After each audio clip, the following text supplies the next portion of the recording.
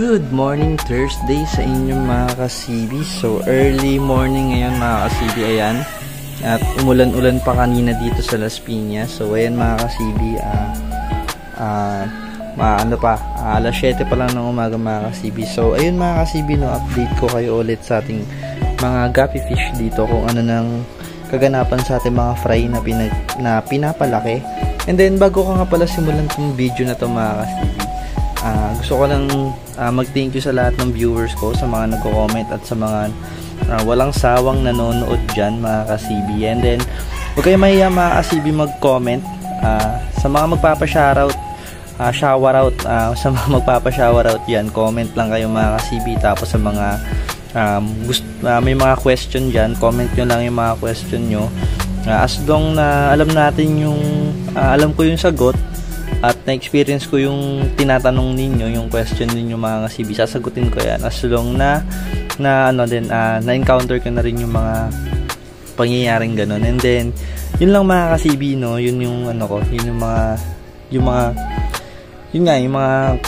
mga comment nyo, sige sasagutin ko yan at gusto ko yan yung may mga nagko-comment sa akin vlog. So yun mga ka-CB, no, at ayan, update tayo ngayon. Ito pala yung mga full gold pa din. So ayan, tagal lumaki yan. Ilan beses kasi sila na-skip sa ating BBS. So ito na lang yung mga male natin ng gold. Ito na sila ngayon. Yung iba, ayun, yung dalawa may kulay na yung ears, yung dalawa maliit, parang ayoko na nga yun. Tapos ayan, kaka-open ko lang nito mga ka-CB. Tapos dito yung mga female at yung first batch din na, ayun, yung first batch na pambabangga natin dyan. Ayan, pang-ano natin, pang-prepare natin dyan sa mga female na yan. Okay naman sila mga ka-CB, ayan, no? So magpapakain pala ako ka-CB ng BBS ulit.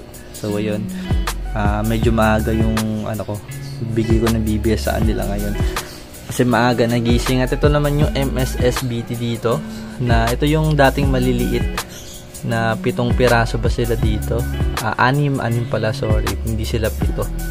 So ayan, malaki na. So sana may male dyan. Ayan, tapos may nahulog pandown. Yan, tapos dito mga ka-CB, ito yung mga natin, mga guppy chops natin soon napapalakihin, napaparamihin. Ayan, actually madami sila dito na ipon. Ito yung mga ayoko sa batch, so halo-halo na to. Ayan, sa mga hindi pala nakakaalam ng guppy chops, so ano yung guppy chops sa mga newbie, ito yung mga guppy na halo-halo yung strain mga ka-CB. So kaya sila tinawag na chops, for short chops, chop suey kung tawagin, diba? Chop suey kasi, so halo-halo yun. So ito yung mga guppy chops. So kaya pag tinawag na guppy chops, halo-halong strain, hindi na sila pure strain. Tapos kapag culls naman, so yung culls naman mga ka-CB, sila yung pure strain pa din, pero hindi na sila pasok dun sa standard ng breeder.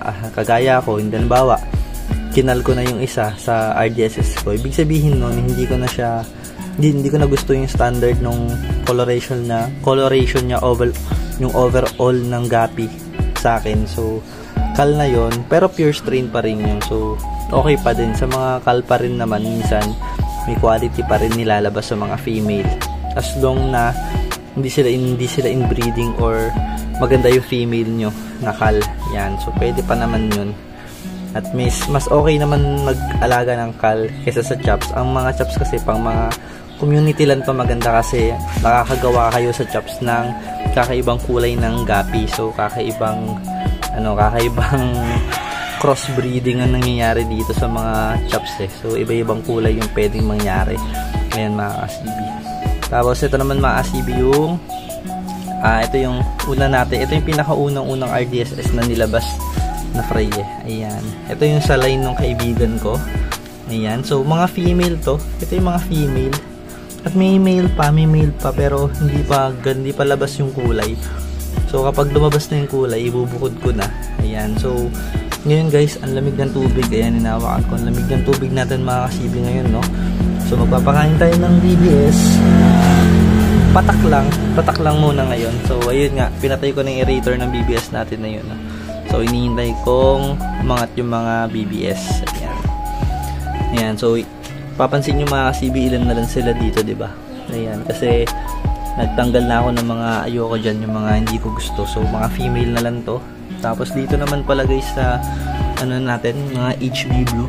Ito mga HB Blue natin, ito, all females na to. So, ang ganda. Ang gaganda na ito mga all females na to. Ayan, ang iniingatan ko lang dito, sana wag magkasakit. So, ang pinaka gusto ko dito mga kasibi, yung big size na body. So, meron na dito dalawa na yung natitripan ko dito na female na big size. Ayun o. Yun. So, kukunin ko yung kailangan ko yun mga kasibi. Kailangan natin yun para ma-maintain natin yung ganda ng quality nito. Yung mga anak ni Batman. So, magandang line to kasi galing to kay Sir Bert. Ayan. So, linya na to. Linya niya to. So, ayun. Hiningatan natin. Maganda talaga yung linya niya. Ayan. So, ayan. Gutom na sila. Umaangat na. Ayan. Mapapansin nyo rin yan sa mga newbie. Kapag gutom ang gapi, once na ginanto ninyo yung kamay ninyo, na-attract sila. So, umaangat agad sila. So, kapag busog na kasi yan, minsan yung mga gapi, aangat sila pero hindi sila ganito ka-agresibo. Parang tamad na sila lumangoy. Kapag mga ganun mga kasibi yung gapi nyo, sobrang busog tapos malaki yung tiyan, huwag yun ang pakainin. Okay na yung once lang muna pag tag-ulan. Kagaya ko, ngayon umaga, so matatamlay pa nga yung mga langoy na mga ganito pag gantong oras, mga alas 7. So ayun nga, mamaya siguro hapon na yung sunod na kain pag hindi umulan. Pero kapag umulan, hindi ko na sila papakainin, ito lang yung kain nila. So BBS naman yung ipapakain ko sa kanila mga kasibi. Ayan. Tapos dito naman tayo sa ginugroom natin. At ito yung pair pala natin ng gold. Ayan. So yung male, gold na siya, gold na sinat, gold na talaga yung kulay niya mga kasibi, gold na. Ang ano ko lang, ang hindi lang nag-ano yung pagiging full niya nung gold. Pero bata pa kasi yan, 2 months pa lang yan mga kasibi. So ayan, late pa lang yung 2 months. Tapos yung female din, ayan. Pero itong female, nag-molt na talaga, gold na siya. Kasi kadalasan mga kasibi, sa mga female gold, hindi talaga nag-gold as in. Hindi sila nag-molt. Pero ito, nag-molt to, ayan. Gold yung kulay niya. Minsan kasi parang parang natural na medyo pushaw na gold, pero ayan, ito nag-gold na. So ito yung napili kong female. So ayan, cross natin sila. Tapos dito naman mga kasibi, ito naman yung naitabi kong RDSS. Ano lang to mga kasibi, 1 month. Faded nun nandito. So 1 month and ilang taon na to, 1 month and 2 weeks. Ayan, so ito na sila. Ito na yung isang male na pansin ko. Ayan, ang ganda. May tabi ko na. Ayan. Tapos siyempre ito talaga yung hinihintay ko. Ayan, ang ganda na ito ni anak ni Batman. Ayan, 2 months lang din to. Ayan mga kasibi. Ito yung kapatid niyang isa. Ayan. Pero mas bet ko to kasi mas delta siya, saka mas malaking katawan. Pero ito naman gaganda pa to. Ayan. Same din sila. Halos same naman sila, maganda mga kasibi. Ayan. So, tamang groom lang dyan. Ayan. Tamang groom. Ito RDSS na male. Tapos ito naman may RDSS male din dito, 3. Ito yung kasama. Ito yung kapatid. Ayun. Ayan o. Mga kulay na talaga yung buntot eh. Ayan o. May kulay na. Ayan, ang ganda. Ito gusto ko din tong isang to. Mga kasibi. Wait lang medyo nagbo-blurred eh. Saka nag-against the light. Kasi itong dalawang male pa dito ng HB Blue, ang ganda din. Ayun na, delta. Ayun. Ayun, gusto ko tong ganda din. So yun mga kasibi, no? May mga male na tayo na itabi. At ito yung isa pa. Ito pa yung 3rd batch niya. Tapos ayan. So, ito mga kasibi, ito rin, RDSS din to. Batangas line. Tapos yun nandito. Kasi itong mga female ko dito, ayun, may 2 matamlay. Kaya sila matamlay kasi, hanapin natin. May fry, ayun, may fry mga kasibi. Kita nyo ba? Ayun, good juice natin may fry. So, ayan, may 2 pa pala dito. May 2 pang naiwan. Tama ba? Oo, 2 pa. 2 pang naiwan. Tapos may na-harvest ako dito na 7 piraso. Ayan, ito yung good juice natin mga kasibi. So, meron tayo bluegrass. May bluegrass fry na tayo. Ayan, nakakatawa. So, nakapag-drop din tayo ng bluegrass. So, ito, magpo-focus din ako dito sa bluegrass natin, mga kasibis. Kasi, may naghihintay din nito ng fry natin nito. So, titignan natin. Sana wag mag-red wash. Sana maging okay yung pattern. Ayan, so, alagaan ko na lang talaga. Tignan natin yung kakalabasan nito. So, feeling ko naman maganda kasi puro matured female naman na to nandito. So, nag-review ako nag-google ako, tinignan ko yung mga bluegrass. Normal lang naman pala na medyo may pagka yellow yung tail, basta wag lang red. Ayan, so dapat sa male may tato, yung parang may linya sa may bandang tiyan. So, ayan, normal lang naman pala sa kanila yan. Tapos, ito naman yung mga iba pa nating RDSS dito. Ayan, ang dami. Ito yung sa Batangas line, ng ganda. Ayan, nagutom na. Ito, ang ganda na ito. Male.